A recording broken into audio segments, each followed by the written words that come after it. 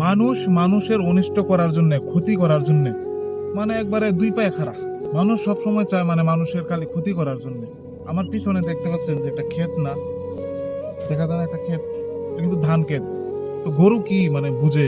গরু কিন্তু বুঝে না, কিন্তু মানুষ কিন্তু ঠিকই বুঝে, গরু বুঝে না। তো এই যে একটা ক্ষেত দেখতেছেন, এই ক্ষেতের এখানে গরুটাতে দীর্ঘা দিছে, মানে যে লট দিয়া রশি দিয়া বাইন্ধা রাখছে।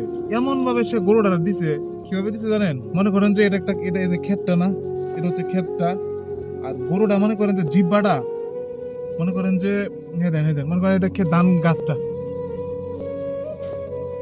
মানে যাতে ঘষাটা দিয়ে আনতে পারে, ধান গাছটা না কাউকে, মানে যাতে ঘষাটা দিয়ে অনুভূতি নিতে পারে যে মানে এটা একটা ধান গাছ আছে। তাহলে একটু একটু করে যদি সে রশি টান টান টান টান করে, এটা কি একসময় সে মানে খাওয়ার ইচ্ছা করে না? তাহলে এই এই চিপার মধ্যে, এই এই মানে এই চিপার মধ্যে কি গরু এইভাবে রাখার দরকার আছে? একটু দূরেও তো জায়গা আছে, দূরে কিন্তু অনেক জায়গা আছে, দূরে অনেক জায়গা আছে, তারপরে ওইদিকে দিব না।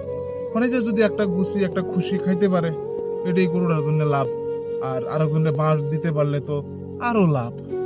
মানুষ শুধু লাভই খোঁজে, মানুষের ক্ষতি করার জন্যই মানে একবারে এক্সপার্ট।